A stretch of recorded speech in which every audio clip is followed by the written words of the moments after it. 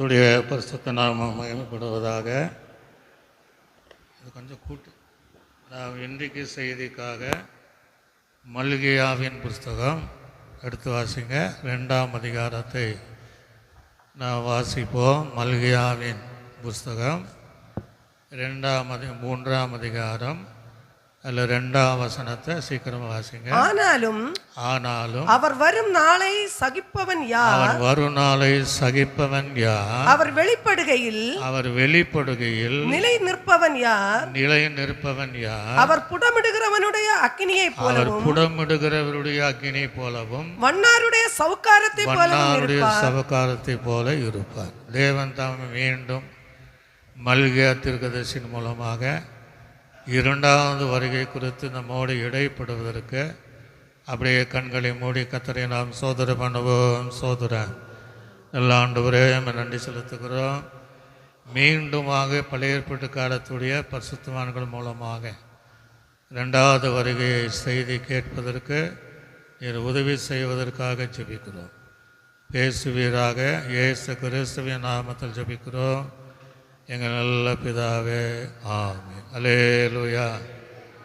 மீண்டுமாக நம்ம மல்கியாவின் தீர்க்கதரிசன மூலமாக 2வது வருகை குறித்ததான காரியங்களை சத்தியங்களை நாம் கேட்க போகிறோம். இன்றைக்கி உலகம் முழுவதும் பார்த்திங்கன்னா வருகையே இல்லை என்கிற ஒரு கூட்டம், இன்னொரு கூட்டம் ரகசிய வருகை இல்லை என்கிற ஒரு கூட்டம், பரலோக ராஜ்யமும் நரகம் இல்லை என்கிற ஒரு கூட்டம். எப்படி வேணாலும் பாவம் செய்யலாம், இயேசு நமக்காக பாவமானார் என்று சொல்லக்கூடிய உபதேசத்தின் நடுவில் நாம் வசனத்தின்படி தெளிவடைந்து ரொம்ப ஜாக்கிரதையாக இருக்கும்படி கர்த்தர் இப்படிப்பட்ட செய்திகளை நமக்கு தருகிறார். அல்லேலூயா. சத்தமாக சொல்லுங்க. அல்லேலூயா. மல்கியா என்கிறவர்கள் வேதாகமத்தில் நீங்கள் ஆராய்ந்து பார்க்கும்போது ஒரு 9 பேர் என்ன செய்கிறாங்க இருக்கிறார்கள். 9 பேர் மல்கியா என்கிற பேருடையவர்கள் இருக்கிறாங்க. ஆனால் இந்த மல்கியா தீர்க்கதரிசி ஆண்டுடைய 2வது வருகை குறித்து எழுதியிருப்பதை பார்க்க முடியும். மல்கியா என்று சொன்னால் கர்த்தரால் அல்லது தேவனால் ஏற்படுத்தப்பட்ட ராஜா. அல்லேலூயா சொல்லுங்களே. அல்லேலூயா. கர்த்தரால் தேவனால் ஏற்படுத்தப்பட்ட ராஜா. பழைய ஏற்பாட்டு காலங்களானாலும் இந்த சங்கீதத்தில் நாம் தியானித்த அத்தனை ராஜாக்களானாலும் இஸ்ரவேல் தேசத்துடைய முதல் ராஜாவாகிய சவுலானாலும் 2வது ராஜாவாகிய தாவீதானாலும் சாலமோனானாலும் எல்லாம் கர்த்தரால் ஏற்படுத்தப்பட்டவர்கள். அல்லேலூயா. சத்தமாக சொல்லுங்களே. அல்லேலூயா. ஆனால் ராஜாக்களை ஏற்படுத்துகிறவர் தான், ராஜாக்களை தள்ளிவிடுகிறவரும் அவர் தான். ஒரு சொல்லுங்களே. அல்லேலூயா. 136 சங்கீதத்தில் எத்தனையோ ராஜாக்களை கர்த்தர் அழித்தார். சவுலை ஏற்படுத்தினார், சவுலை தள்ளினார். ஆக ராஜாக்களை ஏற்படுத்துகிறவரும் தள்ளிவிடுகிறவரும் கர்த்தர். ஆக கர்த்தரால் ஏற்படுத்தப்பட்ட ராஜா. அப்போ நீங்களும் நானும் எப்படின்னா ராஜாக்கள். அந்தகார இருளிலிருந்து ஆச்சரியமான ஒளியினிடத்தில் வரவழைத்துடைய புண்ணியங்களை அறிவிக்கும்படி நம்மை ராஜாக்களாகவும் ஆசாரிகளாக தெரிந்து கொண்டார். ஒரு சொல்லுங்களே. அல்லேலூயா. அப்போ நீங்களும் நானும் ராஜாக்கள் தான். பழைய ஏற்பாடு காலத்தில் இந்த ஆசீர்வாதங்கள் எல்லாரும் கொடுக்கல. புதிய ஏற்பாடு காலங்களில் ரட்சிக்கப்பட்ட தெய்வ பிள்ளையானாலும் பரிசுத்தவான்களானாலும் அந்த ராஜாக்கள் என்கிற அந்த அந்தஸ்தை கர்த்தர் நமக்கு தருகிறார். ராஜான்னு என்ன அர்த்தம் அப்படின்னா அதிகாரம் உள்ளவர்கள், ஆளுகை செய்கிறவர்கள். அல்லேலூயா. எப்போ ஆளுகை செய்ய போகிறோம்? 2வது வருகையில் இயேசு கிறிஸ்துவோடு நாம் வரும்போது அதிகாரத்தோடு இந்த பூமியை 1000 வருடம் நம்ம என்ன செய்ய போகிறோம்? ஆளுகை செய்யக்கூடிய ராஜாக்களாக இயேசு ராஜாவோடு நான் வரப்போகிறோம். அல்லேலூயா சொல்லுங்களே. அல்லேலூயா. அதனால் நீங்கள் ராஜாக்கள் என்பதை மறந்து விடக்கூடாது. ஃபாதர் பாடும்போது எதற்கும் பயம் இல்லை, அதிகாரம் கையில் ஆளுவோம் தேசத்தை. ஒரு சொல்லுங்களே. அல்லேலூயா. ஒரு நாள் வரும்போது இதே நம்ம இந்த பூமியை இயேசுவோடு கூட 1000 வருடங்கள் ஆளுகை செய்வோம். இன்னும் என்ன அதுக்கு மல்கியா என்பதுக்கு என்ன அர்த்தம்னா கர்த்தர் அவனுடைய ராஜா அல்லது அவனுடைய ராஜா யெகோவா. ஒரு அல்லேலூயா. அப்போ நம்ம ராஜாக்களாக மாற்றின அவரும் ராஜா. பைபிள் இருக்கு இல்லையா, அவர் ராஜாதி ராஜா. அந்த ராஜாவை நீங்கள் என்ன செய்யுங்க, போற்றுங்கள். அவர் வரக்கூடிய நித்திய ராஜா, அழிவில்லாத ராஜா, 1000 வருட அரசாட்சியில் இந்த பூமியில் ஆளுகை செய்யக்கூடிய வருகிற ராஜா. ஒரு அல்லேலூயா. மகாராஜா, சாலோமின் ராஜா. சங்கீதத்தில் நீங்கள் வாசித்து பார்த்தீங்கன்னா யார் இந்த மகிமையின் ராஜா? வாசல்களே உங்களுடைய தலைகளை என்ன செய்யுங்க, அநாதி கதவுகளே திரும்புங்கள், மகிமையின் ராஜா உட்பிரவேசிக்கிறார். யார் இந்த மகிமையின் ராஜா? சேனைகளுடைய கர்த்தராமே என்று சொல்லப்படுது. உடலே சொல்லலேலூயா. கைகளை தட்டி கர்த்தரை நாம் மேம்படுத்துவோம். ஆக உங்கள் அந்த ராஜா நம்மை ராஜாக்களாக மாற்றிருக்கிறார். மூன்றாவது என்னன்னா அவனுடைய ஆலோசகர் என்பது ஒரு அர்த்தம் இருக்கு. உங்களுக்கு நம்ம ஆலோசனை கேட்குறோமோ இல்லையோ, கர்த்தர் நமக்கு ஆலோசனை தருகிறவர். அல்லேலூயா. அவர் ஆலோசனை கர்த்தர், அவர் ஆலோசனையில் ஆச்சரியமானவர். நம்ம கேட்குறதில்ல, அவ்வளோதான். கேட்டானா நம்முடைய வாழ்க்கைக்குரிய ஆலோசனைகளை கர்த்தர் நமக்கு தருவார். அல்லேலூயா. நம்ம எங்கே போய் கேட்போம்? துன்மார்க்கனு கிட்ட ஆலோசனை கேட்போம். அவர் துன்மார்க்கமாக நமக்கு ஆலோசனை சொல்வார். அகித்தோப்பனுடைய ஆலோசனைகள் அவமாக்கப்பட்டதை போல் அது அவமாக்கி கர்த்தரே நமக்கு நித்திய ஆலோசனை கர்த்தர். அல்லேலூயா. இப்போ அந்த மல்கியாவினுடைய புஸ்தகத்தை, தீர்க்கதரிசன புஸ்தகத்தை 3ஆம் அதிகாரம் 2ஆம் வசனத்தை நீங்கள் வாசிங்க பார்ப்போம். ஆனாலும் நல்ல கவனிங்க. பிரசங்கத்துடைய தலைப்பு என்னன்னா அவர் வெளிப்படும் போது நிலை நிற்பவன் யார்? ஒரு கேள்விக்குறி. அவர் வரும்போது, இந்த பூமியில் வரும்போது, நாயகன் திருக்க வரும்போது, 2ஆம் வருகையில் வரும்போது, அவர் வெளிப்படும் போது நிற்கத்தக்கவன் யார்? ஒரு அல்லேலூயா. வருகை என்பது முதலாவது வருகை, இயேசுடைய பிறப்பு கூட முதல் வருகை. 2ஆவது வருகை தான் இந்த பகிரங்கமான வருகை. இடையில ஒரு வருகை இருக்கு, ரகசிய வருகை. ஒரு அல்லேலூயா. சபை எடுத்துக்கொள்ளப்படுகிற ரகசிய வருகை. அப்போது இந்த வசனத்தில் வாசிக்கும் போது கர்த்தருடைய நாளை சகிப்பவன் யார்? ஒரு அல்லேலூயா. 2ஆவது வருகையில் இயேசு இந்த உலகத்தில் வரும்போது, ஏன்னா அவர் உக்கிர கோபத்தோடு வருகிறார், நியாயம் தீர்ப்பதற்காக வருகிறார், தண்டனை செய்வது கொடுப்பதற்காக வருகிறார். உக்கிர கோபத்தோடு கூட அவருடைய நாசியில் அவருடைய கோபம் ஏறிற்று என்று வேத வாக்கின்படி அவர் இந்த நாளை சகிப்பவன் யார்? ஒரு அல்லேலூயா. அப்படிப்பட்ட ஒரு நியாயத்தீர்ப்பு அங்கே இருப்பதனால தான் அந்த நாளை சகிக்க முடியாது. அப்போது இந்த இடத்துல நாம் இராமல் இயேசுவோடு நிற்கிற இடங்களிலே நாம் இருக்க வேண்டும் என்றால், ஆவிக்குரிய தேவ பிள்ளைகளானாலும் ஊழியம் செய்கிறவர்களானாலும் நமக்கு வருகிற இந்த பூமியில் ஆவிக்குரிய வாழ்க்கையில் சகிப்புத்தன்மையோடு நாம் இருந்தால், இயேசுவோடு வெளிப்படும் போது இயேசுவோடு நம்ம நிற்க முடியும். அல்லேலூயா. அப்போ அந்த எதிரான இடத்துல நம்ம நிற்க இடம் இல்லாமல் போகும். இல்லைன்னா நம்ம அந்த அனுபவத்திற்கு இல்லைன்னா அந்த கர்த்தருடைய நாளை சகிப்பவன் யார் என்கிற கேள்வி தான் நமக்கு அந்த இடத்துல தான் நிற்போம்.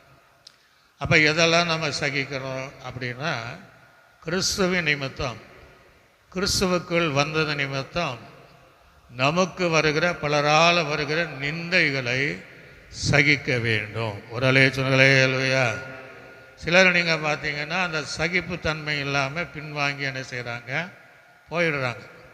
முந்தின சபையில் ஒரு வாலிபன் பேர் சொல்ல வருத்தப்படலை. அவர் பிச்சு, அவர் பேர்.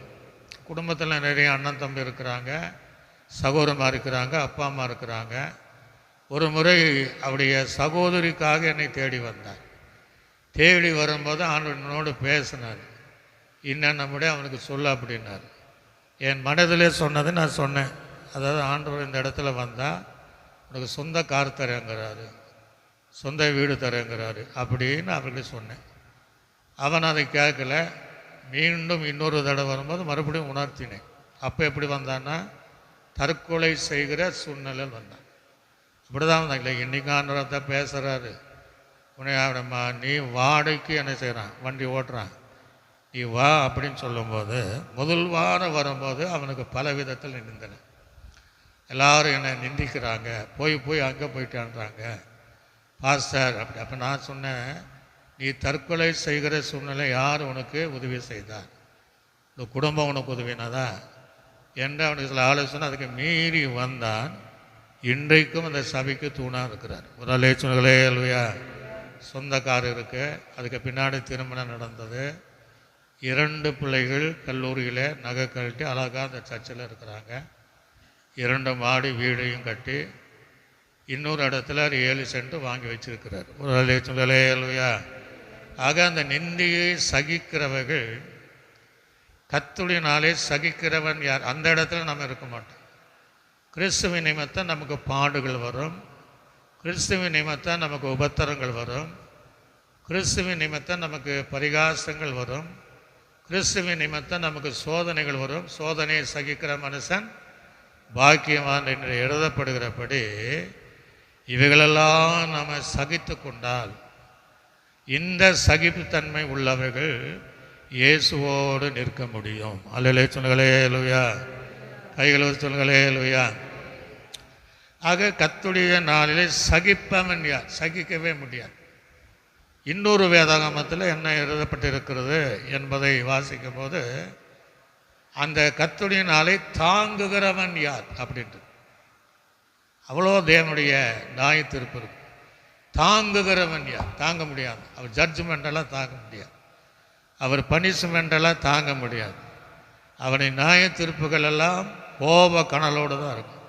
அதை தாங்குகிறவன் யார்? ஒரு லேச்சுங்களே இல்லையா? இல்லை, நீங்கள் யோவேல் எழுதின தீர்க்கதரிசி புஸ்தகத்தில் நம்ம ஏற்கனவே அதில் சிலருக்கு வந்தால் அதுக்கு தியானித்த வசனத்துக்கு பின்பு சில வசனங்களை கேட்போம். யோவேல் 2ஆம் அதிகாரம் 10ஆம் வசனம் முதல் 13ஆம் வசனம் வரைக்கும் வாசிங்க பார்ப்போம். அவைகளுக்கு முன்பாக, அந்த நியாய தீர்ப்பினால பார்த்தீங்கன்னா அவைகளுக்கு முன்பாக பூமி அதிரும். பூமி என்ன செய்யுமா? ஆண்டவர் வரும்போது பூமி அதிரும், வானங்கள் அசையும். வானங்கள் என ஆண்டு சொல்றாரு. அத்தி மரத்தை நான் ஒரு விசை கூட அத்தி மரத்தை குலுக்கும் போது அந்த காய்கள் விடுவதை போல வானத்தின் சத்துவங்களை நான் அசைப்பேன். அதில் நட்சத்திரங்கள் எல்லாம் கீழே என்ன செய்யுமா? விழுந்து போகுமா? அப்படிப்பட்ட ஒரு நியாயத்தீர்ப்பின் காலம் தான். வாசிங்க பார்ப்போம். சூரியனும் சந்திரனும் இருண்டு போகும். சூரியனும் சந்திரனும் இருண்டு போகும். நட்சத்திரங்கள் ஒளி மழுங்கும். நட்சத்திரங்கள்ல ஒளியா இருக்கிறது ஒளி மழங்கும். கர்த்தர் தமது சேனைக்கு முன் சத்தமிடுவார். கர்த்தர் தன்னுடைய சேனை, சேனை என்பதை யாருங்க சொல்லிட்டேன், தூதருடைய சேனை, எடுத்துக்கொள்ளப்பட்ட பரிசுத்தவானுடைய சேனையோடு முழக்கமிடுவார். அவருடைய பாளையம் மகா பெரிது. அவருடைய பாளையம் பாளையம் என்னென்ன? அவர் சேர்ந்த அந்த கூட்டம், இஸ்ரவேல் ஜனங்கள் பாளையம் இறங்கினார்கள் அப்படின்னா 20 லட்சம் பேர் இறங்கினார்கள். அப்போ இயேசுடைய பாளையம், அவரோட சேர்ந்த கூட்டம் பாளையம் மகா பெரிது. மகா பெரியது. அவருடைய வார்த்தையின்படி செய்கிறதற்கு, அவருடைய வார்த்தையின்படி செய்வதற்கு வல்லமை உள்ளது. வல்லமை உள்ளது. கர்த்தருடைய நாள், கர்த்தருடைய நாள் பெரிதும் பெரியதும் மகா பயங்கரமாய் மகா பயங்கரமாய் இருக்கிறது. அதை சகிக்கிறவன் யார்? அதை சகிக்கிறவன் யார்? ஒரு அலேச்சுங்களே அல்லையா? எங்கேயாவது அதை சகிக்க முடியாது. அந்த நியாய தீர்ப்பு நாளில் ஏன் ஆண்டவர் நம்மோடு கூட இப்படிப்பட்ட செய்தி கொடுப்பாருன்னா, தப்பி தவறி நாம் கீழ்ப்படியாமல் சபைக்கு வந்து வராமல் அப்படின்னு நம்ம அந்த இடத்துல இருக்கக்கூடாது என்பதற்காக நம்மை நேசிக்கிற தேவன் நாம் அந்த சேனையோடு அந்த பாளையங்களோடு இயேசுவோடு நிற்பதற்காக தேவன் இப்படிப்பட்ட செய்திகளை தேவன் நமக்கு தருகிறார். அல்லேலூயா சொல்லுங்களே அல்லேலூயா. கைகளை உயர்த்தி சொல்லுங்க ஹல்லேலூயா. கைகளை தட்டி கர்த்தரை நாம் மகிமைப்படுத்துவோம்.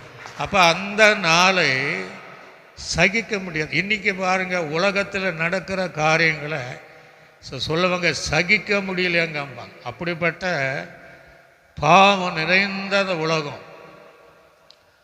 ஒன்றுக்குன்னா பார்த்தீங்கன்னா யுத்தங்கள் நிறைந்த இந்த உலகத்தில் சில வாடவே சகிக்க முடியலைங்க அப்படின்னு சொல்லக்கூடிய சூழ்நிலைன்னா கர்த்தருக்கு முன்பாக நாம் எப்படி நிற்க முடியும்? ஆக அதற்குள்ளாக நாம் இருக்க வேண்டிய ஸ்தானத்திலிருந்து அவருடைய சபை எடுத்துக்கொள்ளப்படும் போது அவரோடு நாம் எடுத்துக்கொள்ளப்பட்டால் அவரோடு கூட வருவோம். ஹல்லேலூயா. இப்போ மீண்டும் அதில் கர்த்தர் அவர் வெளிப்படும் போது 3ஆம் அதிகாரம் 2ஆம் வசனம் சீக்கிரமா ஆனாலும் அவர் வரும் நாளை சகிப்பவன் யார் சொல்றாரு. அவர் வரும் போதும், அவர் வரும் நாளில், அவர் வெளிப்படும் நாளில் 3:2 வாசிக்கிறோம். கர்த்தர் வெளிப்படும் நாளிலே நிலை நிற்பவன் யார்? ஹல்லேலூயா. சகிப்பவன் யார் அது வேற, நிலை நிற்பவன் யார்? நிற்க முடியாது. சாதாரணமாக சொல்லுவாங்க, எங்கள் அப்பா கோவம் தான் முன்னாடி நிற்க முடியாதும்பாங்க. ஸ்டூடெண்ட்ஸ் சொல்லுவாங்க, இந்த மேடம் கூட வந்த கோவம் தான் நிற்க முடியாதும்பாங்க. எத்தனை பேர் நம்மளுக்கு சொல்லுவாங்க. ஆக தேவனுடைய கோபம் வரும்போது அங்கே நிலை நிற்கவே முடியாது. ஹல்லேலூயா. காரணம் என்னன்னா, பச்சிக்கிற அக்னியாய் அவர் இருப்பார். அவர் வாயில் என்னமா பட்டயம், வாயில் பட்டயம், நாசியின் சுவாசத்தினாலே அவர்கள் அழிந்து போவார்கள். அவருடைய கண்களிலே அக்னி சுவாலை. ஹல்லேலூயா. ஆக இந்த நாளிலே நாம் நிற்க முடியாது. ஆக இயேசு வெளிப்படும் போது அவரோடு நிற்கிற கூட்டமாக இருக்குது. அப்படின்னா கர்த்தனது உலகத்தில் ரட்சிக்கப்பட்ட தேவ பிள்ளைகளுக்கும் பரிசுத்தவான்களுக்கும் எவைகளெல்லாம் நமக்கு வெளிப்படுத்தினாரோ அந்த வெளிப்படுத்தின காரியத்தில் நாம் சரியாக இருந்தால் கர்த்தர் வெளிப்படும் போது அவரோடு இருப்போம், நாம் எதிராக நிற்க மாட்டோம். ஹல்லேலூயா. அப்போ கர்த்தர் என்ன வெளிப்படுத்தினார்? அந்த வெளிப்படுத்தின காரியங்களிலே நாம் ஜீவிக்கிறோமா, அவரை வெளிப்படுத்தின காரியத்தில் நாம் வாழ்கிறோமா என்று நம்ம பார்க்க போகிறோம். நீங்கள் முதலாவது ஒரு வசனத்தை நாம் எடுத்து வாசிப்போம்.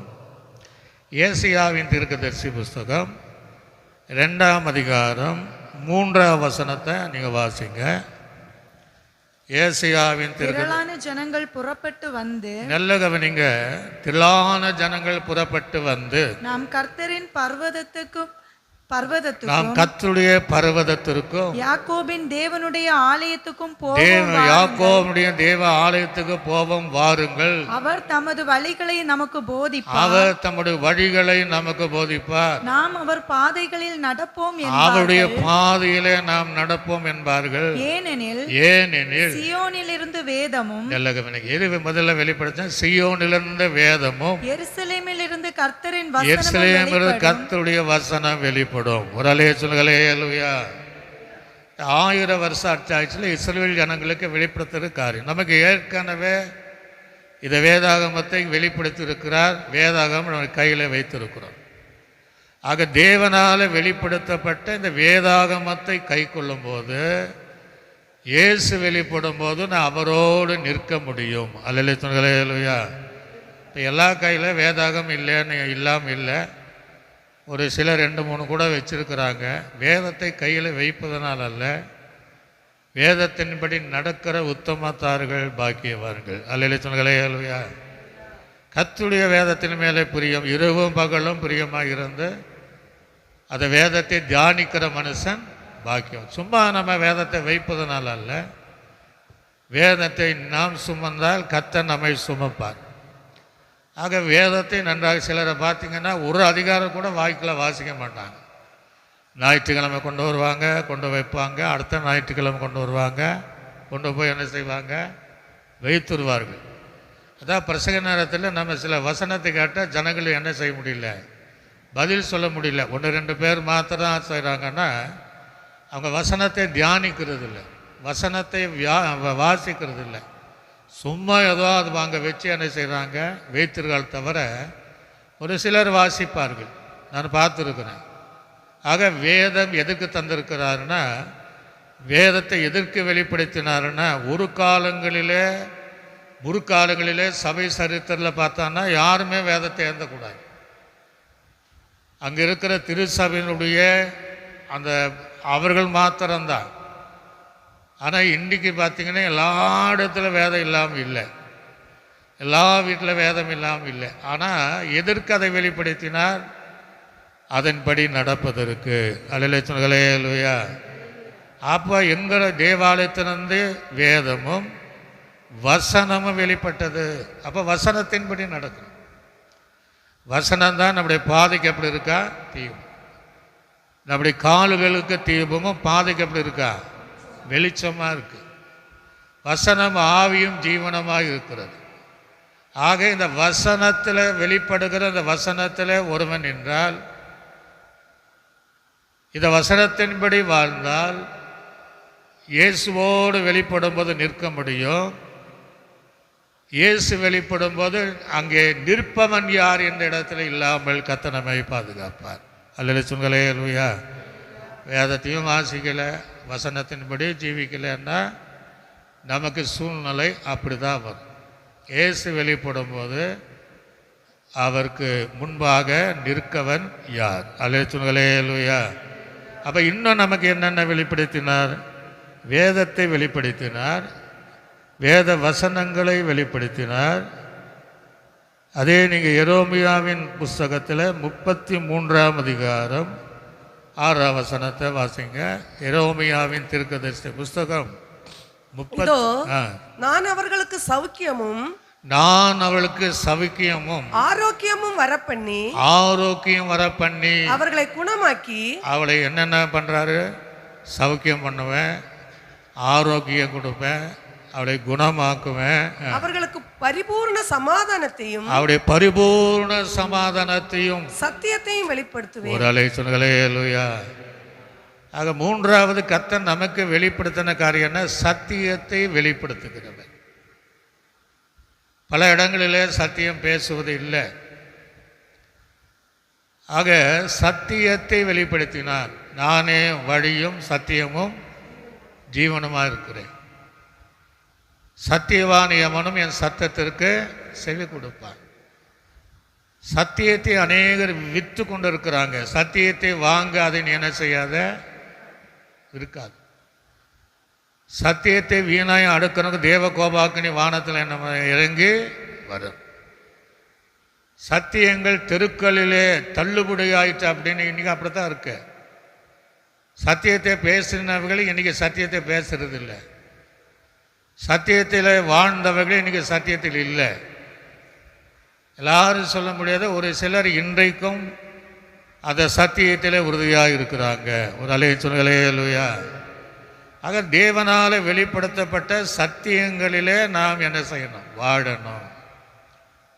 தேவனால் வெளிப்படுத்தப்பட்ட வேதத்திலும் வசனங்களிலும் அவருடைய சத்தியத்திலும் நாம் வாழ்ந்தால் இயேசு வெளிப்படும் போது நம்ம அவரோடு கூட நிற்க முடியும். ஒரு அலையை சொல்லுங்களேலூயா.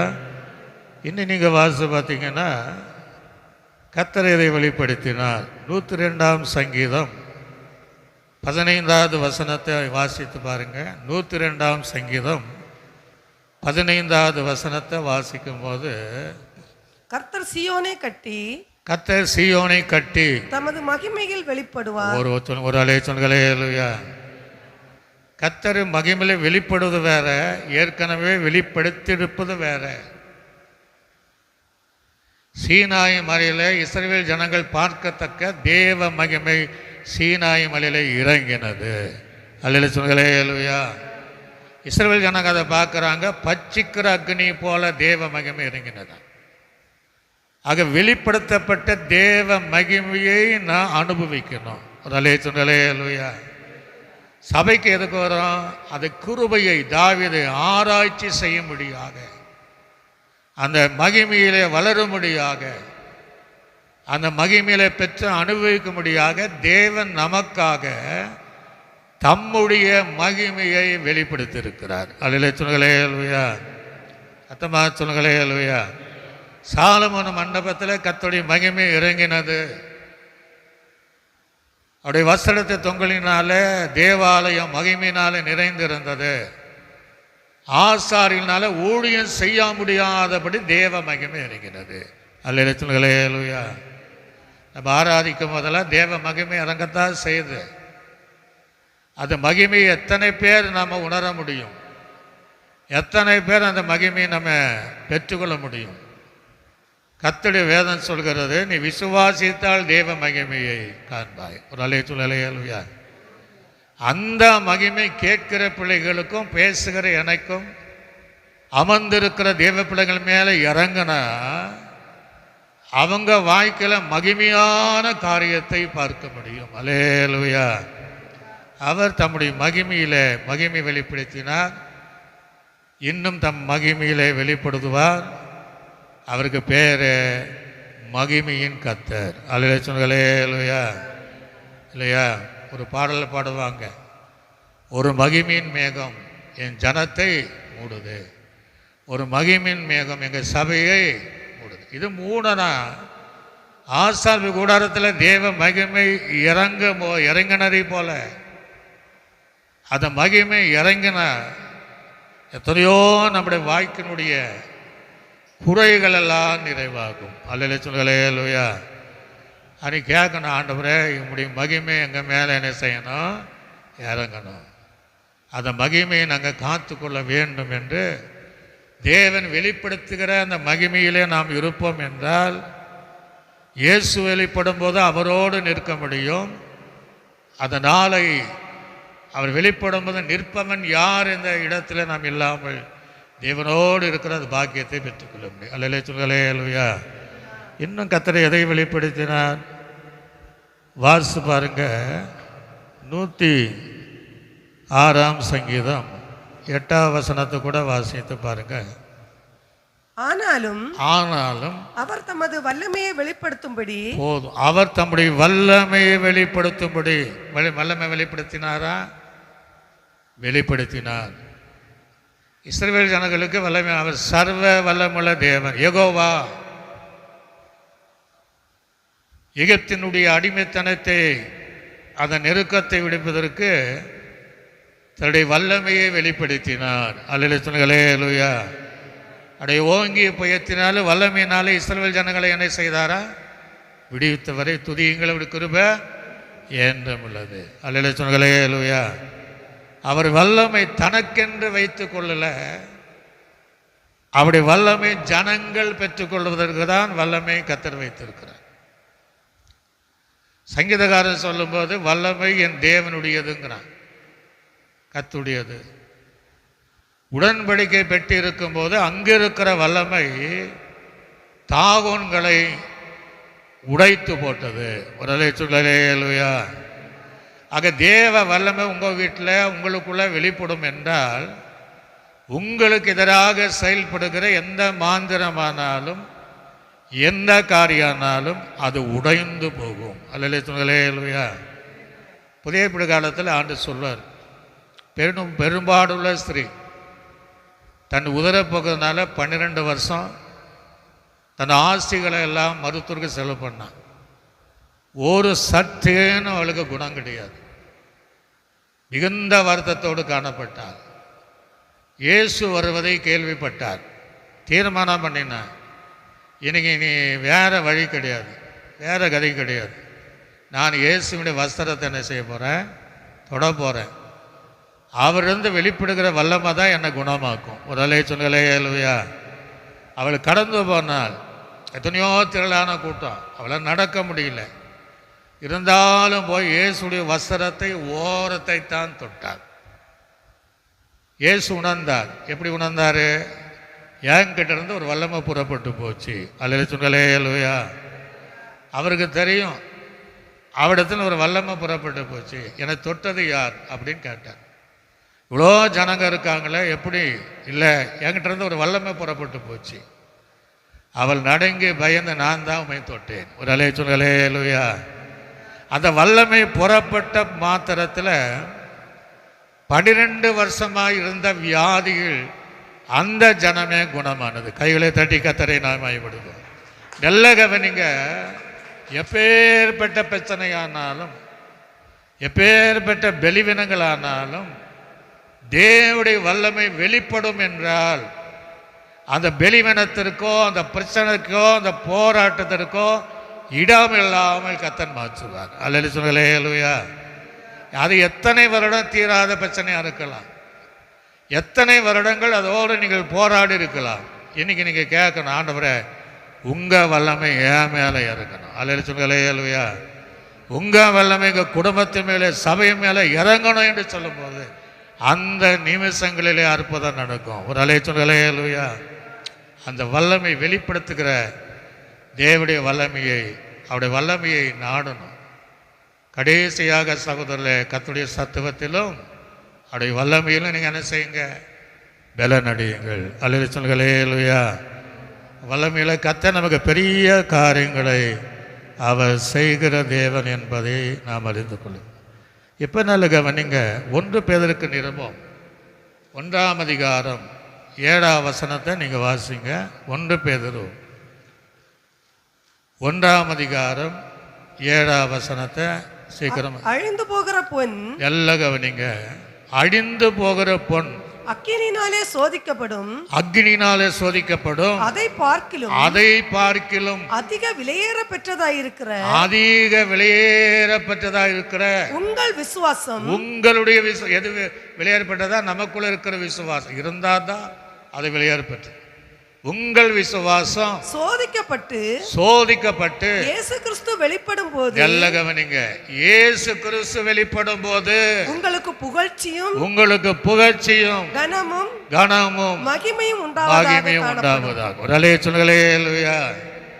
கடைசி இயேசு வெளிப்படும் போது அந்த விசுவாசத்தில் வாழ்கிற தேவ பிள்ளைகள், சோதனையை சகித்து வாழ்கிற தேவ பிள்ளைகள், அந்த இயேசு வெளிப்படுதும் மகிழ்ச்சியும் புகழ்ச்சியும் எல்லாவித சமாதானம் நம்ம மேலே நிரம்பும். அப்படின்னா நாம் இயேசுவோடு நிற்க போகிறோம். ஒரு அல்லேலூயா. சத்தமா சொல்லுங்களேலூயா. எதிரடியான இடத்துல நிற்க வேண்டிய அவசியம் கிடையாது. இன்னொரு வசனம் அப்போஸ்தலனாகிய பவுல் தெளிவாக எழுதுகிறார். எங்கே அப்படின்னா, அந்த வசனத்தை நீங்கள் வாசித்து பார்த்தீங்கன்னா 1 யோவான் 3ஆம் அதிகாரம் 2ஆம் வசனத்தை வாசிக்கும் போது சீக்கிரமாய் வாசித்து பாருங்க. பிரியமானவர்களே, இப்பொழுது தேவனுடைய பிள்ளைகளாய் இருக்கிறோம். இப்பொழுது நாம் தேவனுடைய பிள்ளைகளாய் இருக்கிறோம். இனி எவ்விதமாய் இருப்போம் என்று இன்னும் வெளிப்படவில்லை, இன்னும் வெளிப்படல. ஆகிலும் நல்ல கவனிங்க, அவர் வெளிப்படும் போது அவருக்கு அவர் இருக்கிற வண்ணமாக நாம் அவரை தரிசிப்பதினால் அவருக்கு ஒப்பாய் இருப்போம் என்று அறிந்திருக்கிறோம். ஒரு அலை சொல்லலே. இப்ப இயேசுக்கு ஒப்பா இருந்தானா அங்க நிக்க தேவை கிடையாது, அதனாலே சகிக்கக்கூடிய தேவை கிடையாது. தைரியமா இயேசுவோடு நம்ம நிற்கலாம். ஒரு அலை சொல்லலே. அவர் வெளிப்படுத்தப்பட்ட அத்தனை காரியங்களிலும் சரியாக நாம் ஜீவித்தால், சரியாக நாம் வாழ்ந்தால் அந்த இயேசுவோடு கூட நாம் வாழ முடியும். அல்லேலூயா. மீண்டும் மல்கியாவின் தீர்க்கதரிசி புஸ்தகத்தில் அந்த 3ஆம் அதிகாரம் அந்த 2வது வசனத்தில் வாசிங்க. கர்த்தர் வெளிப்படும் போது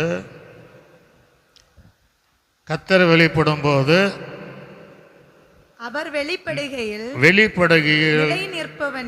நிலை நிற்பவன் யார்? அப்படின்னா நிலை நிற்கக்கூடிய சில சத்தியங்கள் இருக்கு. அதிலெல்லாம் நீங்க நம்ம நிலை நின்றால் இயேசுவோடு சீயோன் மலையிலே நிற்க முடியும். ஒரு அலையா. இயேசு இந்த 2வது வருகை வரும்போது அவரோடு நிற்க முடியும் தவிர அதிலெல்லாம் நம்ம நிலை நிற்கலைன்னா நிலை நிற்கிறவன் யார் என்று அந்த இடத்துல நிற்கக்கூடிய சூழ்நிலை வந்தது. அப்ப எதிலெல்லாம் நம்ம நிலை நிற்க வேண்டும்? நிலை நிற்கக்கூடிய வேதத்தில் எதெல்லாம் நமக்கு நிலை நிற்க வேண்டும் என்று சாதாரணமாக சொல்லுவான். சிலரை பார்த்தா இவங்க ஆவிக்குரிய வாழ்க்கையில் ஒரு நிலை இல்லை, சாணத்தை விட்டு அலைகிற குருவியை போல தான் இருக்கிறாங்க அப்படிம்பா. நிறைய பேர் இவங்களுக்குள்ள ஒரு ஸ்டெடி மைண்டு இல்லைம்பா, ஒரு உறுதி இல்லை, கர்த்தருடைய விஷயத்தில் அவங்களுக்குள்ள ஒரு வைராக்கியம் இல்லை, ஏதோ கடமைக்காக ரட்சிக்கப்பட்டிருக்கிறாங்க அப்படின்னு வராங்க தவிர தங்களையும் நிலைநிறுத்த முடியல, பிள்ளைகளையும் நிலைநிறுத்த முடியல. ஒரு அலைய சொல்லலையா, பிள்ளைகளை உலக காரியத்தில் நிலைநிறுத்துவாங்க, ஆவிக்குரிய பாதையில் தங்களால் நிலைநிறுத்த முடியல. பிள்ளைகளை இந்த ஒழுங்கு கிரமங்களிலே நிலைநிறுத்த முடியாத சூழ்நிலை வரும்போது அங்கே அவர் வெளிப்படுகையில் நிற்பவன் யார்? ஒரு அலைய சொல்லலையா, அந்த இடத்துல தள்ளப்படுகிற ஒரு சூழ்நிலை வரும். அப்போ எதிலெல்லாம் நம்ம நிலை நிற்க வேண்டும் என்று யோவான் சுவிசேஷம் 17ஆம் அதிகாரம் 7ஆம் வசனத்தை வாசிங்க. யோவான் சுவிசேஷம், நீர் எனக்கு தந்தவைகள் எல்லாம், நல்ல கவனிங்க, நீர் எனக்கு தந்தவைகள் எல்லாம் உம்மாலே உண்டாயிற்றென்று, உம்மாலே உண்டாயிற்று என்று இப்பொழுது அறிந்திருக்கிறார்கள். யோவான் 15:7. சில நேரங்களில் வசனத்தை போன வாரம் அப்படித்தான் மாற்றி மாற்றி வாசிக்கிறாங்க. நீங்கள் என்னிலும் என் வார்த்தைகள் உங்களிலும் நிலைத்திருந்தால், நல்ல கவனிங்க, நீங்க என்னிலும் என் வார்த்தை உங்களிலும் நிலைத்திருந்தால், நீங்கள் கேட்டுக்கொள்வது எதுவோ அது உங்களுக்கு செய்யப்படும். அப்ப எதில் நிலைத்திருக்கணும்? தேவனுடைய வார்த்தையிலே நிலைத்திருக்க வேண்டும். ஒரு அலைச்சல்களே அல்லையா, தேவன் தந்த வசனங்களிலே நிலை நிற்க வேண்டும். எத்தனை பேர் வசனத்தின்படி நாம் வாழ்கிறோம்? எத்தனை பேர் வசனத்தின்படி நாம் ஜீவிக்கிறோம்? எத்தனை பேர் வசனங்களிலே உறுதியாய் நின்று கொண்டிருக்கிறோம்? ஆக வசனங்களிலே நிலை நிற்கக்கூடியவளாக இருக்க வேண்டும். இந்த சபை ஆரம்பிக்கப்பட்ட எத்தனை வருடங்கள், எத்தனை பேர் இங்கே நிலை நினைச்சிருக்கிறாங்க, எத்தனை பேர் நிலை இல்லாமல் போயிருக்கிறாங்க. ஒரு அலைய சொல்லலையே இல்லையா?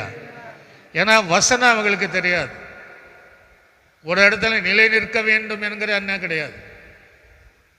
இல்லைன்னா இந்த சபை எப்படி இருக்கும்? 2 முறை இந்த சபை உடைந்து போன காரியம் என்ன? ஒடிச்சு கொண்டு போனது அது ஊழியம் கிடையாது. ஆக அவங்க கர்த்தருக்குள்ளாக வசனத்தில் நிலை நிற்க முடியல, வார்த்தையில் நிலை நிற்க முடியல. அதன் நிலை நிற்காதவர்கள் ஆண்டுடைய கூட நிலை நிற்க முடியாது. ஒரு அலைய சொல்லலையே இல்லையா? அங்கே நிலை நிற்கணும் யார் என்கிற இடத்துல தான் இருக்க முடியும். ஆக வசனத்தில் நிலை நிற்க வேண்டும். ஜீவிதங்களில் 1000 பிரச்சனை வந்தாலும் வசனங்களில் நிலை நிற்கக்கூடியவளாக நாம் இருக்க வேண்டும். 2ஆவதாக நீங்கள் 2 யோவானுக்கு எழுதின நிருபம் 1ஆம் அதிகாரம் 9ஆம் வசனத்தை வாசிங்க. 1 யோவான் வாசிங்க. 2 யோவான் 1ஆம் அதிகாரம் 9ஆம் வசனம். இவைகள் இல்லாதவன் எவனோ அவன் முன் செய்த பாவங்களான தான் சுத்திகரிக்கப்பட்ட. நீங்க வாசிங்க. அவர் போன வாரம் தப்பு கிறிஸ்துவின் உபதேசத்தில் நிலைத்திராமல், அப்போ நிலைத்திராமல் மீறி நடக்கிற எவனும் தேவனை உடையவன் அல்ல. அப்ப எதில் உபதேசம், எதில் நிலை இருக்க வேண்டும்? கிறிஸ்துவின் உபதேசத்தில். ஒரு அலைய சொல்களே அல்லையா, கிறிஸ்துவின் உபதேசத்தில் நிலை நிற்காதவன் அவனுடையவன் அல்ல, அவன் தேவனுடையவன். ஆக கிறிஸ்துவினுடைய உபதேசத்தையும் பிதாவின் உபதேசம் ஏற்றுக்கொள்ளாத வீட்டிலே சேர்த்தக்கூடாதுங்கிறார். ஆக இயேசுவோடு நிற்க வேண்டும். ரகசிய வரிகளை எடுத்துக்கொள்ளப்பட வேண்டும் என்றால் உபதேசத்தில் நிலை நிற்க வேண்டும். அலையில சொல்களே அல்லையா, சத்தமா சொல்களே அல்லையா. இன்னைக்கு எல்லாம் பார்த்தீங்கன்னா செழிப்பின் உபதேசம் இந்த மாதிரி தான் பிரசங்கம் போக தவிர உபதேசங்களை நம்ம பார்க்க முடியல, உபதேசங்களை கேட்க முடியல. உபதேசம் கேட்டாலே எல்லாம் ஆசீர்வாதம் வந்துடும். ஆக தேவன் தந்த உபதேசங்கள் அவள் வாய்களை திறந்தால், மலை பிரசங்கமானாலும் தேவாலயமானாலும் அவள் வாய்களை திறந்தாலே உபதேசம் தான். ஒரு அலைய சொல்லலையே இல்லையா. உபதேசத்தில் நிலை நிற்கவர்கள் இயேசுவோடு நிற்க முடியும், எதிராக நிற்க முடியாத சூழ்நிலை உருவாகும். ஆக உபதேசத்தில் ரெண்டாவதாக நிற்க வேண்டும். மூன்றாவதாக நீங்கள் எதில் நம்ம நிற்கணும் அப்படின்னா, சங்கீதத்தின் புஸ்தகத்தில் 23ஆம் அதிகாரம் அதில் 6ஆம் வசனம் தாவீது சொல்லும் போது, நானும் தேவனுடைய வீட்டில் நீடித்த நாட்களாய் ஒரு அலைச்சொல்களே இல்லையா? எத்தனை பேர் நிலைச்சிருக்கிறாங்க, எத்தனை வீடு மாறுறாங்க. அப்போ எங்கே நிலைச்சிருக்கணும்? நாட்டப்பட்ட இடத்துல. எங்கே கத்த நாட்டினார்?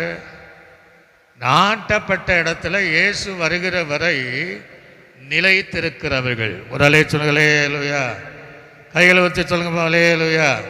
கைகளை தட்டி கத்தரை நான் மயப்பட, கத்துடைய வீட்டிலே என் ஜீவனுள்ள நாளெல்லாம் நான் கத்துடைய வீட்டிலே நீடித்த நாட்களாய் நிலைத்திருப்பேன். அப்பதான் சொல்றாரு, நன்மை கிருபை என்னை தொடரும். எங்க போனாலும் நன்மை வரும், கிருபை வரும்.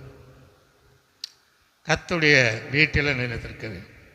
சங்கீதம் 24 எழுதும் போது, யார் கத்துடைய பர்வதத்தில் ஏறுவார், யார் கத்துடைய பரிசுத்த ஸ்தலத்தில் நிலைத்திருப்பார். கைகளிலே தூய்மை கொள்ள வேண்டும், மாசு இல்லாதவனுங்கிறார். கத்துடைய ஆலயத்தில் நிலை நிற்கக்கூடியவர்கள் இந்த இடத்துல நம்ம நிற்க முடியாத ஒரு பாக்கியத்தை இருப்பார். ஆலயத்தில் இருக்கணும். கடந்த ஒரு 2 வாரம் உபவாச கூடத்தில் யாருமே வரல. ஒரு ஊழியர் உடம்பு சரியில்லைன்னா அந்த நேரத்தில் நிறைய பேர் ஜெபம் பண்ணோம். என் மனைவி மாத்திரம்தான் அந்த 2 வாரமும் தனியாக ஜெபம் பண்ணிட்டு வரேன். நிலை நிற்க முடியல. ஒரு அலைத்துறைகளே இல்லையா? சபையை ஒழுங்கு கிரமத்திற்கு நிலை நிற்கணும், ஆலயத்தில் நிலை நிற்கணும், கர்த்தருடைய வீட்டில் நிலை நிற்கணும். அந்த நிலை நிற்கிறவர்கள் இயேசு வெளிப்படும் போது தேவனோடு நிலை நிற்க முடியும். அல்லையிலே சொல்லுகளே இல்லையா? சிலர் 2 வீட்லேயும் நிலை நிற்பாங்க, அவங்களால முடியாது. சில 3-4 வீட்லேயும் நிலை நிற்பாங்க. கர்த்தருடைய வீட்டிலே, கர்த்தருடைய தேவனுடைய சபைகளிலே ஜீவனுள்ள நாள் வரையும் நிலை திறந்தால் இயேசு வெளிப்படும் போது அவருக்குள்ளாக நிலை நிற்க முடியும். அல்லேலூயா. ஆக அந்த எதிராக நிற்பவன் யார் என்கிற இடத்துல அவன் இருக்க முடியாது. லூக்கா சுவிசேஷம் 22ஆம் அதிகாரம் 28ஆம் வசனத்தை கூட நீங்கள் வாசித்து பாருங்க. லூக்கா சுவிசேஷம் 22ஆம் அதிகாரம் 28வது வசனம். மேலும் எனக்கு நேரிட்ட சோதனைகளில், ஆண்டவர் சொல்றார், எனக்கு நேரிட்ட எல்லா சோதனைகளிலும் என்னோடு கூட நிலைத்திருந்தவர்கள் நீங்களே. நிலைத்திருந்தவர்கள் நீங்களே. எப்ப நிலை இருக்கணும்? நமக்கு வருகிற சோதனைகள் வரும்போது அந்த சோதனைகளே நிலை நிற்கக்கூடியவளாக இருக்க வேண்டும். ஒரு அலைய சொல்களே இல்லையா? எத்தனை பேர் ஐயோ சோதனை ஒன்று தாங்க முடியலன்னு, இதை நம்ம பிரசங்கம் பண்ணால் 2 மணி நேரம் கூட பண்ணலாம். ஆனால் நமக்கு 1 ஹவர் ரெக்கார்டுனால நான் சுருக்கிறேன். நமக்கு வருகிற சோதனைகளிலே நிலை நிற்க வேண்டும். ஒரு அலைச்சொல்களே இல்லையா? எத்தனை பேர் தேவனை அறிந்தவர்கள் தங்களுக்கு நேரிடுகிற சோதனையில நிற்க முடியாம இயேசுவை மறுதலித்து பின்வாங்கி போன கூட்டங்கள் ஏராளமாக இருக்கிறது. ஆனால் சிலருடைய வாழ்க்கை எவ்வளோ சோதனை வந்தாலும் அந்த சோதனையிலே கர்த்தரோடு நிற்கிற ஜீவியத்தை உடையவர்களும் இருக்கத்தான் செய்கிறாங்க. ஒரு அலைச்சொல்களே இல்லையா? சோதனை பாடு என்பது பயப்படக்கூடாது. இயேசுவே அந்த சோதிக்கப்பட்டார். நமக்கு வருகிற சோதனைகளை நிலை நிற்கக்கூடியவர்களாக நாம் இருக்க வேண்டும். அல்லேலூயா அல்லேலூயா. யோவான் சுவிசேஷம் 15ஆம் அதிகாரம் 9ஆம் வசனத்தை 10ஆம் வசனத்தை வாசிங்க. பிதா என்னில் அன்பாய் இருக்கிறது பிதா என்னில் அன்பாய் இருப்பதை போல நானும் உங்களில் அன்பாய் இருக்கிறேன். நானும் உங்களில் அன்பாய் இருக்கிறேன். என்னுடைய அன்பிலே நிலைத்திருங்கள். என்னுடைய அன்பிலே நிலைத்திருங்கள். நான் என் பிதாவின் கற்பனைகளை கைக்கொண்டு நான் என் பிதாவினுடைய கற்பனைகளை கைக்கொண்டு அவருடைய அன்பிலே நிலைத்திருக்கிறது போல அவருடைய அன்பிலே நிலைத்திருப்பதை போல நீங்களும் என் கற்பனைகளை நீங்கள் கற்பனைகளை கைக்கொண்டால் என்னுடைய அன்பிலே நிலைத்திருப்பீர்கள். என்னுடைய அன்பிலே நிலைத்திருப்பீர்கள். ஒரு அல்லேலூயா சொல்லுங்களே. அல்லேலூயா. எத்தனை பேர் இயேசுடைய அன்பிலே நிலைத்திருக்கிறோம்? பவுலை போல சொல்ல முடியுமா? கிறிஸ்துவின் அன்பை விட்டு என்னை பிரிப்பவன் சொல்ல முடியுமா? எபேசு சபைக்கு ஆசிய கண்டத்தின் 7 சபைக்கு முதல் சபை எழுதுகிறாரு, ஆதியிலே இருந்த அன்பை விட்டா என்று உன் பேரிலே குறை உண்டுங்கிறார். கிறிஸ்துவின் அன்பிலே நிலைத்திருக்கக்கூடியவர்களாக சபையில் இருக்க வேண்டும். அந்த அன்பிலே நிலைத்திருக்கக்கூடியவர்கள் எல்லாரிடத்திலும் அன்பாக இருப்பார்கள். அல்லேலூயா சொல்லுங்களே. அல்லேலூயா. சத்தமா சொல்லுங்களே. அல்லேலூயா. ஆக அன்பிலே நிலைத்திருக்கக்கூடிய நிறைய பேர் ஒரு காலத்தில் நிலைத்திருந்தார்களே, இன்னைக்கு நிலைத்திருக்க முடியல. ஆக நாம் அன்பிலே நிலைத்திருந்தால் அன்பின் தேவனோடு வெளிப்படும் போது நிலை நிற்க முடியும். அல்லேலூயா சொல்லுங்களே. அல்லேலூயா. இன்னும் நீங்கள் வாசித்து பார்த்தீங்கன்னா அப்போஸ்தலர் நடபடிகள் 14ஆம் அதிகாரம் 22வது வசனத்தை வாசிங்க. 14:22. சீசருடைய மனதை திடப்படுத்தி சீசர்களினுடைய மனதை திடப்படுத்தி விசுவாசத்திலே நிலைத்திருக்கும்படிக்கு அவர்களுக்கு புத்தி சொல்லி நாம் அநேக உபத்திரவங்கள் வழியாக தேவனுடைய ராஜ்யத்தில் பிரவேசிக்க வேண்டும் என்று சொன்னார்கள். ஒரு சொல்லுங்களே. அல்லேலூயா. எவ்வளோ உபத்திரம் வந்தாலும் நீங்க விசுவாசத்திலே நிலைத்திருக்க வேண்டும். மனுஷகுமாரன் வரும்போது விசுவாசத்தை காண்பேனும். அல்லேலூயா. சிலர் விசுவாச கப்பலையே சேதப்படுத்திட்டாங்க. விசுவாசத்தில் நிலைத்திருக்க வேண்டும். ஒரு காலம் இருந்துச்சு பாஸ்டர், இப்போ விசுவாசமே இல்லை. அப்படியுமே நம்ம தான் இல்லை. எந்த சூழ்நிலையிலும் விசுவாசத்தில் பலவீனப்பட்டு போகக்கூடாது. அல்லேலூயா. விசுவாசத்தில் தளர விடக்கூடாது. விசுவாச வார்த்தை சொல்லுங்க, நீங்க நினைக்கிறதே உங்க குடும்பத்தில் தருவார். அல்லேலூயா. விசுவாசம்தான் உலகத்தை என்ன செய்யும்? பணம் இருந்து ஒன்றும் செய்ய முடியாத சில சூழ்நிலை. விசுவாசம் இருந்தால் எல்லாத்தையும் ஜெயிக்கலாம். அல்லேலூயா. ஆக அந்த விசுவாசம் உடையவர் தந்த தேவனோடு நிற்கணும்னா விசுவாசத்தில் நிலைத்திருக்கக்கூடியவர்களாக இருக்கணும். அல்லேலூயா. 1 தீமோத்தேயுல வாசிக்கும் போது சீக்கிரம் 5ஆம் அதிகாரம் 5ஆம் வசனத்தை வாசிங்க. 1 தீமோத்தேயு 5ஆம் அதிகாரம் 5ஆம் வசனம். உத்தம விதவையாய் இருந்து தனிமையாய் இருக்கிறவள் தேவனிடத்தில் நம்பிக்கையுள்ளவளாய் இரவும் பகலும் வேண்டுதல்களிலும் ஜெபங்களிலும் நிலைத்திருப்பாள். ஒரு சொல்லுங்களே. அல்லேலூயா. எதில் நிலை நிற்க வேண்டும்? ஜெபத்தில் நிலை. எத்தனை பேர் என் காலமாக ஜெபம் பண்ணிட்டு வந்தீங்க? எத்தனை பேர் குடும்பங்களிலே ஜெபம் பண்ணீங்க? தனி ஜெபம் யார்கிட்ட இருக்கு? கடைசி வரையும் ஜெபத்தில் நிலை நிற்க வேண்டும். அல்லேலூயா. நீங்கள் மாலை 6 மணிக்கு முழங்கால் ஜெபம். எத்தனை பேர் நம்ம ஜெபத்துக்கு வருகிறோம்? முன்பெல்லாம் நம்ம ஜெபம் சில சொல்லுவாங்க, அப்போல்லாம் நாங்கள் ஜெபம் பண்ண கூடி. இப்போ இருக்கா? ஜெபத்திற்கு யார் தடை பண்ணா? தடையே இல்லை. காலை 5:30 மணிக்கு கதவு திறந்தால் சாயங்காலம் 9:30 மணிக்கு தான் கதவு போட்டு. அல்லேலூயா. எப்போ வந்தாலும் ஜெபம் பண்ணலாம். அப்போ ஜெபங்களிலே நிலைத்திருக்க வேண்டும். தானியேல் அந்த ஜெபத்திலே நிலை நிறுந்தான். சில பார்த்தீங்கன்னா கொஞ்ச நாள் ஜெபம் பண்ணுவோம் தீர்மானமாக, அப்புறம் அப்படி விட்டுருவாங்க. ஜெபம் செய்தால்தான் ஜெயத்தை தானியேல் காரியமோ ஜெயமாக மாறினது. அல்லேலூயா. ஆக ஜெபத்தில் நிலைத்திருக்கக்கூடியவர்கள் ஜெப வீரராகி இயேசுவோடு நிற்க முடியும். ஒரு அல்லேலூயா. கடந்த நாட்களில் எனக்கு வாயும் வரல, ஜெபமும் பண்ண முடியல, ரொம்ப வேதனையாக இருந்தது. ஆனாலும் மௌனமாக ஜெபிக்க மனசில் ஜெபம் பண்ணேன். போன வாரம் இந்த வாரம் தான் நடுராத்திரி எழுந்து ஜபிக்க மீண்டும் உதவி செய்தார். இல்லையா? அப்போ அந்த என்னால் ஜபிக்க முடியலையாங்கிறது நமக்கு துக்கமாக இருக்குது. சபை இன்னைக்கு எப்படி இருக்கு? நீங்கள் ஜபத்தில் நின்னால் இந்த இடம் காலியாகவே இருக்காது. இல்லையா? சிலர் பாருங்க, இன்றைக்கி நிறைய பேர் இருக்கான போக்கும் வருத்தமாக தான் இருக்கணும். அவங்களால நிலையான ஆசீர்வாதத்தை பெற்றுக்கொள்ள முடியல. ஆக ஜபத்தில் நிலை நிற்கக்கூடிய தேவ பிள்ளையாக இருக்க வேண்டும். இங்கே பிலிப்பியருக்கு நிருபம் 4ஆம் அதிகாரம் 1ஆம் வசனம், 2 வசனத்தை வாசி நம்ம முடிக்க போகிறோம்.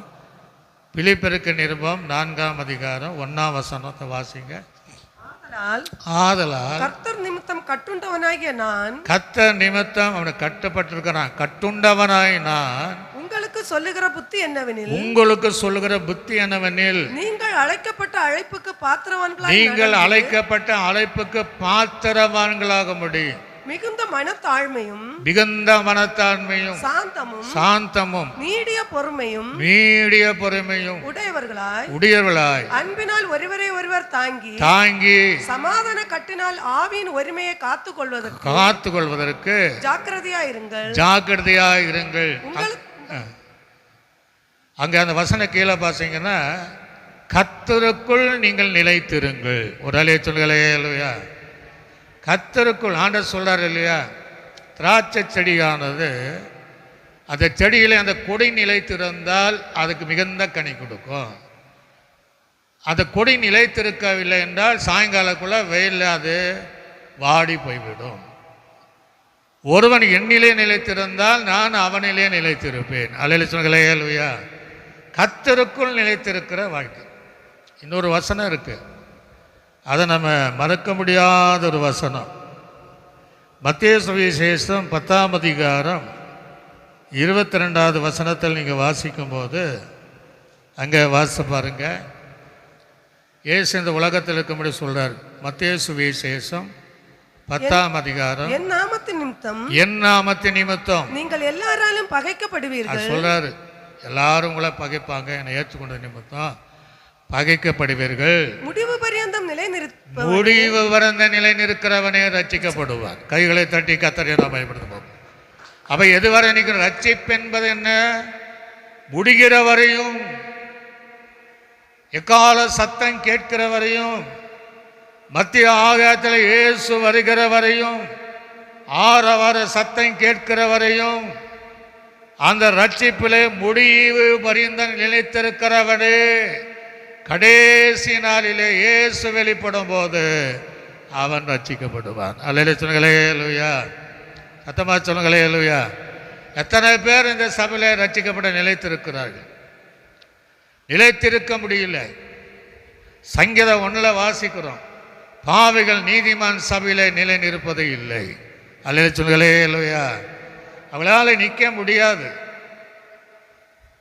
காரணம் என்னன்னா, அந்த ரட்சிப்பினுடைய காரியங்கள் சரியாக அவங்களுக்கு அந்த அனுபவம் இல்லாதனால அவர்களுக்கு நிற்க முடியாத ஒரு சூழ்நிலை. நீங்களும் நானும் முடிவு வரைந்த ரட்சிப்பிலே நிலைத்திருக்கிறவர்கள். அல்லேலூயா. எல்லா உலக பகைக்கும், குடும்பத்தில் பகைப்பாங்க, மனைவியே பகைப்பாள், கணவனே பகைப்பாள், சொந்தங்கள் பகைக்கும், நண்பன் பகைப்பான், போய் அங்கே போயிட்டான்னு. ஆனால் அது நடுவில் பெற்றுக்கொண்ட ரட்சிப்பை முடிவு வரைந்த நிலைத்திருக்கிறவனே இயேசுவோடு நிற்க முடியும். அல்லேலூயா. அவர் வெளிப்படுகையில் நிற்பவன் யார்? நமக்கு சொல்லலை. நம்ம வேலை அந்த தகுதி இல்லைன்னா அந்த இடத்துல இருந்துடும். நாம் இயேசுவோடு வெளிப்படும் போது இயேசுவோடு இருக்கணும். அல்லேலூயா. இப்போ நீங்கள் வாசித்து பாருங்க சீக்கிரமாய். அந்த வசனத்தில் இயேசு வெளிப்படும் போது சங்கீதம் 130 3ஆம் வசனத்தை வாசிங்க. சங்கீதம் 130 3ஆம் வசனத்தை சீக்கிரமாய் வாசித்து நான் முடியும். கர்த்தாவே நீர் அக்கிரமங்களை கவனித்திருப்பீர். எல்லாம் கவனிங்க. இப்போ அக்கிரமத்தை நீங்க கவனித்திருப்பானால் யார் நிலை நிற்பான் ஆண்டவரே. அல்லேலூயா. கிருபையின் காலங்களில் அப்படி இருக்கும். நியாயத்தீர்ப்பினால அப்படி வர முடியாது. அக்கிரமத்தை நீங்கள் கவனித்திருப்பீர்கள் யார் நிலை நிற்க? ஆனால் அப்பா அக்கிரமத்தை கவனிப்பார், அக்கிரமத்தை கட்டி வச்சிருப்பார், மீறுதலையும் எண்ணி வச்சிருப்பார், பாவங்களை வச்சிருப்பார், புஸ்தகத்தில் எழுதி வைத்திருப்பார். அப்போ அதுக்குரிய தண்டனையை ஆண்டவர் கொடுப்பார். அல்லது சொல்லுங்களே இல்லையா? இப்போ நம்ம மன்னிப்பு கேட்கறதுனால மனஸ்தாபப்பட்டு என்ன செய்கிறாருன்னா நம்மை மன்னிப்பார். ஒரு வசனத்தை வாசித்து நம்ம முடிக்க போகிறோம். வெளிப்படுத்தல் விசேஷம் 6ஆம் அதிகாரம் 12ஆம் வசனம் முதல் 17ஆம் வசனம் வரை அப்படி வாசிப்போம். அவர் 6ஆம் முத்திரையை உடைக்க கண்டேன். அவர் 6ஆம் முத்திரையினை உடைக்க கண்டேன். இதோ பூமி மிகவும் அதிர்ந்தது. பூமி மிகவும் அதிர்ந்தது. சூரியன் கருப்பு கம்பளியை போல கருத்தது. சூரியன் கருப்பு கம்பளியை போல கருத்தது.